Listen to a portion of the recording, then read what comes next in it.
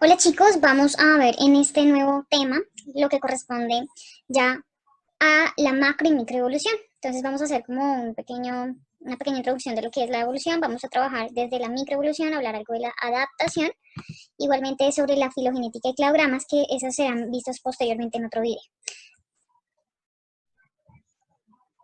Bien, entonces como podemos ver en nuestra pantalla y como hemos venido trabajando, se puede definir entonces como a la evolución como una acumulación de cambios a través del tiempo. Pero esos cambios que se dan a través del tiempo lo podemos ver únicamente en las poblaciones. No se va a ver en un organismo únicamente, sino que esos cambios se acumulan en las poblaciones. ¿Qué es una población? Recordemos biología de sexto.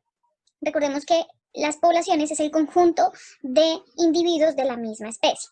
Ejemplo, un conjunto de triceratops de la misma especie forman una población. El conjunto de loros pertenecen a una misma población porque son de la misma especie, son individuos de la misma especie. Entonces la evolución se da a nivel poblacional. Vamos a ver más adelante por qué no se da a nivel de individuo, sino a nivel de población. Se lo van a entender con el paso de este tema. Pero en pocas palabras se podría decir como los cambios acumulados en esas poblaciones a lo largo del tiempo.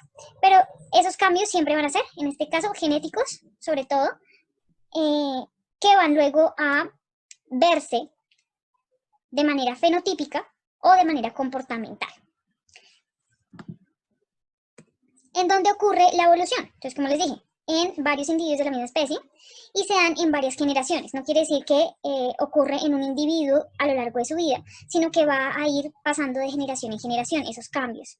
Bien, entonces no es de una generación para otra, sino son tras varias generaciones. Y esos cambios pueden ser entonces grandes o pueden ser pequeños y difieren, en el caso de los cambios grandes, pueden diferir de la población ancestral. Vamos a ver esto en la siguiente diapositiva. Entonces, ¿cómo son los cambios pequeños? Por ejemplo, acá tenemos la imagen de varias conchas de moluscos, de caracoles. Estas conchas, todas las vemos, presentan diferentes colores y diferentes ondulaciones o líneas en ellas. Todas estas caracolas pertenecen a la misma especie. Sin embargo, debido a los diferentes hábitats que han tenido, entonces, pues han respondido a esos cambios ambientales, produciendo entonces diferentes tonalidades de color. Eso se debe a la selección natural. Puede ser que las caracolas o las conchas de color naranja habiten en un lugar, pues, donde predominan, no sé, la luz solar y rocas de ese color. Por eso entonces se camuflan allí y prevalecen este tipo de conchas. Puede ser que estas otras conchas se encuentren en lugares más profundos en el agua, pegados también a las rocas, que adquieren estas tonalidades y también entonces por eso prevalecen este tipo de colores en ese ambiente. Sin embargo, repito, todas estas caracolas o conchas pertenecen a la misma especie de molusco. Pueden variar en cuanto a qué, bueno, pueden variar en cuanto a color, en cuanto a peso, pueden ser unas más pesadas que otras, pueden variar en cuanto a disposición de líneas, pero difícilmente pueden variar en cuanto, digamos que a tamaño. ¿Por qué? Eso lo vamos a ver en el siguiente ejemplo. Bueno, esos son cambios pequeños, ¿sí? No van a provocar de un momento para otro que el molusco deje de ser una especie y se convierta en otra. Son pequeños cambios. Igual puede suceder en algunos insectos. Entonces hay insectos que tienen, por ejemplo, ojos son de la misma especie, pero pueden presentar diferentes tonalidades en el color de los ojos. Entonces una misma especie puede tener ojos naranjas, otros blancos, y los ojos normales o los más comunes son los ojos de color rojo. Bien, esto no los hace ser de otra especie, de pronto son cambios que pueden presentar de pronto adaptaciones a futuro acumuladas, pueden generar de pronto mayor capacidad para observar presas o por el contrario menor capacidad para capturar organismos, etcétera.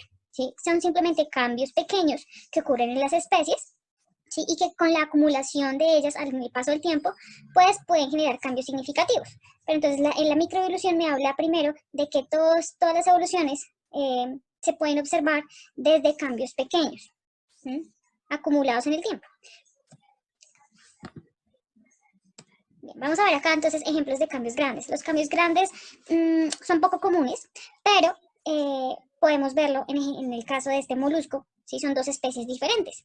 Entonces puede que en un momento dado una especie de una población de este caracol pequeño haya sufrido cambios en el ambiente donde, por ejemplo, pasó cerca donde ellos vivían, no sé, ahora se formó un río y entonces evita que las dos poblaciones se comuniquen.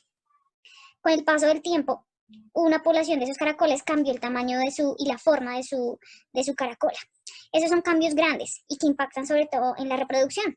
Eso va a hacer que esta especie ahora ya no se pueda reproducir con la población que estaba del otro lado y por ende, pues ya se generen especies diferentes, especies que no se pueden aparear debido pues a, primero, al cambio morfológico de pronto también de sus órganos sexuales. ¿Sí? Y también pues de que no van a producir descendencia fértil. Puede que con el paso del tiempo estas dos poblaciones hayan también cambiado mucho sus frecuencias de genes. Eso los hace entonces ser inviables en su reproducción. Otro de los cambios grandes que pueden ocurrir es que los estadios, por ejemplo, en el caso de las moscas, el desarrollo de los huevos y de las larvas de las moscas que se llevan a cabo en diferentes días, pues puede que debido a cambios ambientales, en el aumento de la temperatura o en el aumento de la humedad o en la presencia de algún depredador, los desarrollos de los huevos, de las larvas o de las pupas sean más rápidos en unas especies, en unas moscas, que en otras. Entonces, al haber un cambio en el tiempo de desarrollo, pues se va a producir entonces también cambios en las especies genéticamente, ¿sí? Eso se controla desde los genes. Entonces podemos ver cambios grandes como estos que me producen especies diferentes o pueden haber cambios pequeños que lo que provocan son variaciones muy pequeñas pero que no me van a generar, por ejemplo, especies de un momento para otro. Teniendo en cuenta esto, vamos a hablar bien de la microevolución. Entonces, definamos qué es la microevolución. Es un estudio de qué, pues de esos cambios del proceso evolutivo, de esos cambios dentro de las poblaciones. Pero esos cambios que ellos estudian son los cambios pequeños, esos cambios menores que vimos hace un momento y que se dan igualmente a través de las generaciones. Entonces, la microevolución estudia cambios pequeños en poblaciones a través de varias generaciones. Entonces yo me voy a enfocar no en los loros, en los guacamayos, en los flamencos, no me voy a enfocar en la evolución de todo ese grupo de especies, sino en una especie específica, en una población específica. No quiere decir que si yo voy a estudiar la especie de los loros, yo voy a estudiar a todos los loros del mundo. No, yo voy a enfocarme solamente a la población de loros que está, por ejemplo, en cercanos al río Amazonas. Solamente a la población. Y eso, que la población del río Amazonas pues sigue siendo muy grande. Yo puedo enfocarme al trayecto, al kilómetro tanto de los loros que se encuentran en esta parte del río Amazonas. Eso es lo que se encarga la microevolución, de estudiar cómo van cambiando esas poblaciones dentro de varias generaciones a partir de esos cambios.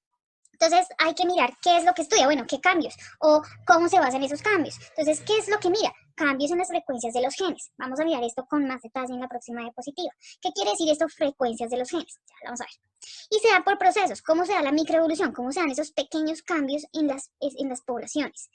A través de las generaciones. Se da a través del apareamiento no aleatorio, a través de la mutación, a través de la deriva genética, a través del flujo genético y obviamente la selección natural. Pero para poder entender esto, vamos a hablar entonces primero de las frecuencias de los genes. Entonces, miremos acá. Seguramente ustedes se acordarán, cuando estaban en octavo, que todos los organismos, en este caso, presentan en el momento del desarrollo, bueno, estamos hablando de los organismos diploides, ¿no? Cuando hay un desarrollo embrionario, se heredan pues ADN del padre y ADN de la madre. En el caso de los organismos diploides, esto es un organismo diploide que posee ADN del padre y ADN de la madre. Las flores, las plantas pueden ser diploides, insectos pueden ser diploides, peces, hongos, mamíferos, bueno, reptiles, anfibios, todos ellos son multiploides o son diploides. ¿Quiénes no son diploides? ¿Quiénes no presentan esta característica? Los organismos haploides. ¿Quiénes son los organismos haploides? Son los organismos procariotas, en este caso las bacterias. Las bacterias no realizan un proceso de recombinación genética, por lo tanto, solamente poseen un tipo de cromosoma, uno. Como no se aparean, no hay apareamiento tampoco, ni hay recombinación genética, entonces ellos solamente presentan un tipo de cromosoma. Son organismos asexuales, recuerden. Entonces, esto aplica, la microevolución que estoy aquí hablando, aplica para los organismos sexuales, ¿sí? Sin embargo, pues también podemos hablar de microevolución en organismos asexuales, pero no ocurre por medio del cambio en las frecuencias alélicas, sino ocurre es por mutaciones. Bien, es diferente el proceso de microevolución. Para el caso entonces, repito, de organismos diploides, como nosotros, que poseen un cromosoma del padre y un cromosoma de la madre, vamos a ver que en esos cromosomas hay algo que le llamamos alelos. Entonces, los alelos son la variación, o es una de dos o más formas alternativas de un gen. Es la variación de un gen, en pocas palabras. Y se encuentran en un cromosoma. Entonces, resulta que en nosotros pues tenemos muchos más cromosomas. Aquí solamente en la imagen nos presentan dos, pues para el ejemplo. Este cromosoma que viene el padre, pues tiene los mismos genes que tiene el cromosoma que nos dio la mamá. Sin embargo, estos dos cromosomas presentan variaciones en un gen. Ejemplo, miremos en esta tabla. El gen A que tiene la mamá y que tiene el papá, ¿sí? Son genes A. ¿Qué quiere decir? Que son genes que van a producir, van a producir información del mismo tipo. Por ejemplo, estos genes son para el color del cabello, supongamos. Estos son para el color del cabello. Y estos de abajo van a ser para la forma del cabello. Estos genes pueden presentar variaciones. Por ejemplo, aunque este da el color del cabello, este da un color de cabello negro. Y este también da un color de cabello negro. ¿Por qué? Porque miren que son iguales, son dominantes. Cuando vemos esta letra mayúscula, quiere decir que son dominantes, es decir, son del mismo tipo. Pero resulta que miren acá la forma del cabello me dice que este va a ser liso y este va a ser crespo. Esa es la variación del gen. Aunque los dos genes me indican la forma del cabello, este va a decirme la forma del cabello pero liso. Y este me va a decir la forma del cabello pero crespo. ¿Ven? Entonces, cuando vemos así B pequeñita y B grande, quiere decir que hay diferentes tipos o hay variación en este gen. Este gen no es igualito a este. O sea, son del mismo tipo, pero no son iguales. Me van a expresar la forma del cabello, pero de diferente manera. Uno liso y el otro crespo. Entonces, seguramente la persona que tenga estos genes va a tener un color de cabello negro, porque pues sus papás le aportaron genes iguales, mire, color de cabello negro. Y el papá puede ser que le aportó para cabello liso y la mamá le aportó para cabello crespo. Quien domina es el cabello liso, entonces le toca un cabello negro y liso. ¿Bien? Y tiene escondidito este gen que no se va a expresar. ¿Por qué no se expresa? Porque es que este gen es dominante. Entonces, a este tipo de variaciones en los genes se les llaman alelos. Cuando los alelos son los dos mayúsculas, ¿sí? Se les llaman alelos dominantes. Y aparte, si los dos son mayúsculas, así como los vemos acá, se les llaman homocigotos dominantes. Si por el contrario vemos una B minúscula, este alelo es recesivo. En este caso, la combinación de un alelo dominante y un alelo recesivo me va a dar un heterocigoto. A esto se les llaman heterocigotos. Si por el contrario fuera que tuviera los dos genes como B pequeña, se les llamarían homocigotos, pero en este caso recesivos. Eso es algo que de pronto ustedes ya han trabajado anteriormente. Entonces, voy a seguir porque es importante hablar de los alelos. Entonces, miremos el siguiente. Recuerden que estamos en la parte de la microevolución donde nos dice que hay cambios en las frecuencias de los genes. Frecuencias de los genes. Entonces, ya que sabemos que es un alelo, vamos a mirar frecuencias genotípicas, frecuencias fenotípicas, frecuencias alélicas. Al conjunto de las frecuencias genotípicas y frecuencias alélicas se les llaman frecuencias génicas. ¿Ok? Entonces, ¿qué hace eso? El cambio en la microevolución de las frecuencias génicas, pues llevan a cabo ese proceso microevolutivo. Es la proporción de un fenotipo o de un genotipo o de alelos particulares en la población. ¿Qué quiere decir? Pongamos. Resulta que en una población que se está estudiando de loritos, en total conté que hay 1000 loritos. De esos 1000 loritos, resulta que se les hizo unas pruebas genéticas. ¿Qué quiere decir eso? Se les hizo un estudio de los genes que tienen. Y bueno, no de todos, de un tipo de genes específicos. No me voy a enfocar en todos los genes, sino un gen específico. De esos genes, entonces, yo me di cuenta que 490 loritos poseen un genotipo de homocigoto dominante. Eso quiere decir que el alelo del papá, el cromosoma del papá y el alelo del cromosoma de la mamá, los dos le aportaron genes, o alelos, más bien alelos, dominantes, ambos. En el caso de 420 loros, de esos 1000, hay de ese mismo genotipo, hay heterocigotos, es decir, el papá les dio un alelo dominante y la mamá le dio un alelo recesivo. Eso es un heterocigoto. Y tan solo el 90 de esos 1000 loritos poseen un genotipo de ese gen homocigoto recesivo. Es decir, ambos tipos de genes, tanto del papá como ambos tipos de alelos, perdón, tanto de la mamá como del papá, son recesivos. Eso es lo que me quiere decir la frecuencia genotípica. Ojo, frecuencia genotípica. ¿Qué tan frecuente, sí, es el genotipo dentro de una población? Entonces, de estos 3 tipos de genotipos, el más común es el genotipo homocigoto dominante.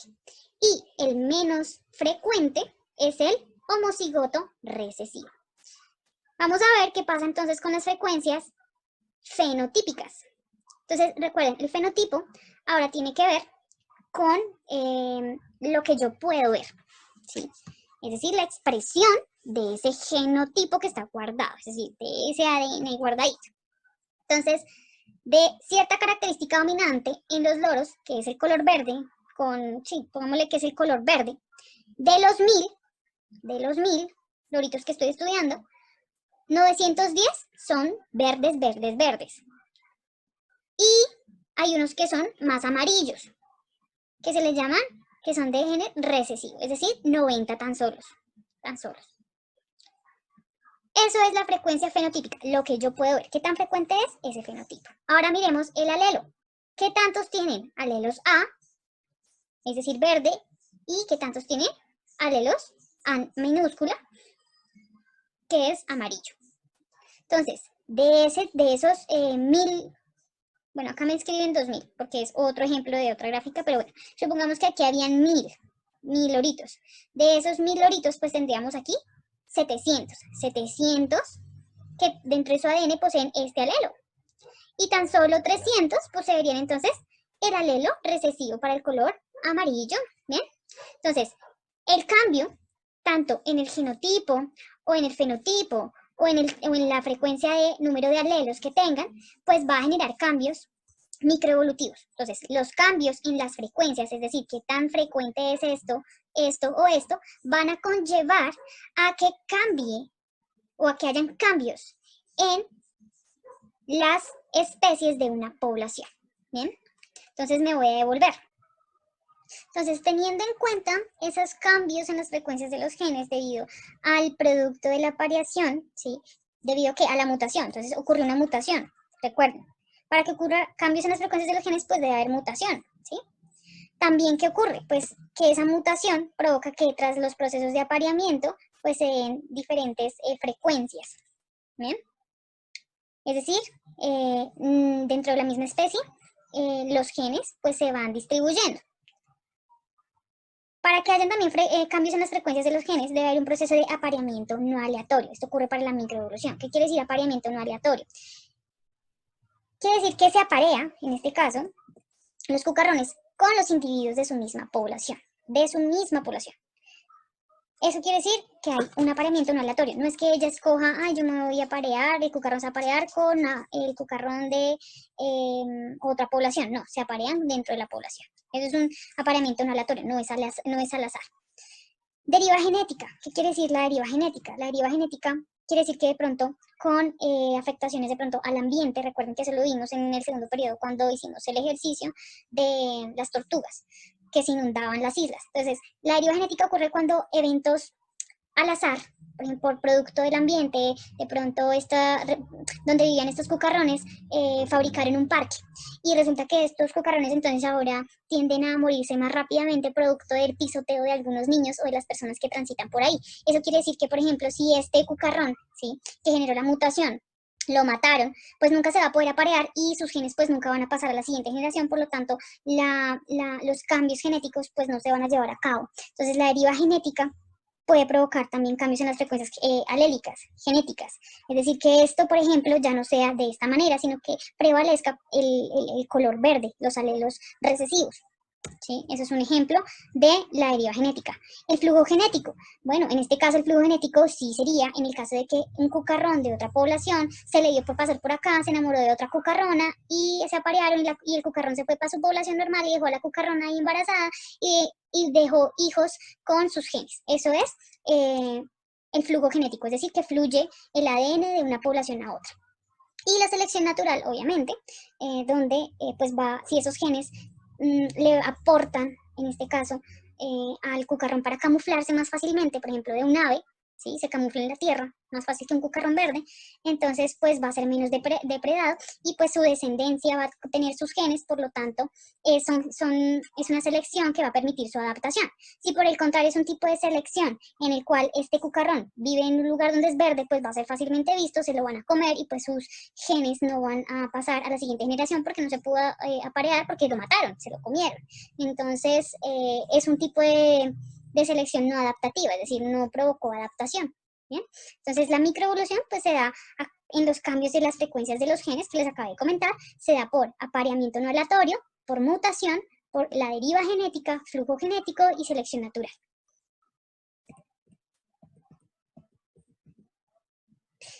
Para la macroevolución, entonces la macroevolución hace referencia a los cambios grandes que hay de una población, de una especie, en este caso sí es de una especie a otra, ¿sí?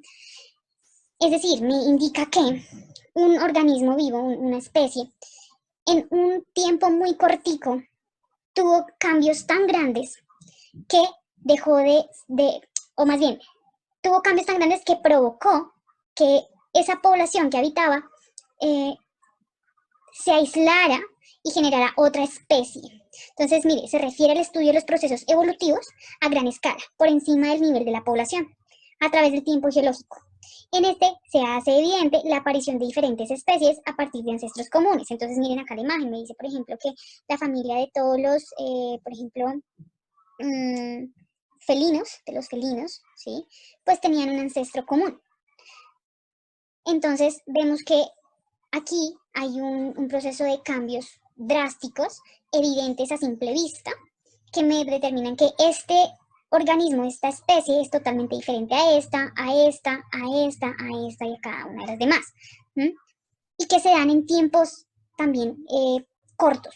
En este caso, no se dan cambios acumulativos, cambios pequeños acumulados, sino son cambios abruptos, son cambios que prácticamente que si la microevolución duraba 1000 años, o dura 1000 años para algunas especies, la macroevolución puede tardar 100 años o 200 años para una especie. De eso me habla la macroevolución. Y obviamente no se enfoca en una sola población, sino en varias, en cómo entonces ha surgido una población de una especie diferente producto de otra población, de otra especie. ¿Qué relaciones hay entonces entre las diferentes especies y sus poblaciones? Bien. Entonces ahí más adelante en otro video vamos a trabajar este proceso de la macroevolución y cómo se lleva a cabo, cuáles son los procesos. Entonces recuerden que para la microevolución vimos que hay una serie de procesos. Para la macroevolución pues hay otra serie de procesos que ocurren allí, ¿vale? Entonces es súper importante que tengamos en cuenta que la microevolución son pequeños cambios, ¿sí? Pequeños cambios acumulados en el tiempo, que no necesariamente generan nuevas especies. Pero en la macroevolución sí son cambios grandes que sí provocan cambios de especies en las poblaciones. ¿Listo? Son dos diferencias claras.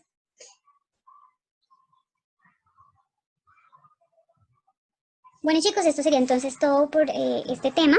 En el próximo video vamos a trabajar lo que es la macroevolución, los procesos que ocurren para que haya la macroevolución y vamos a trabajar los procesos de filogénesis y los cladogramas.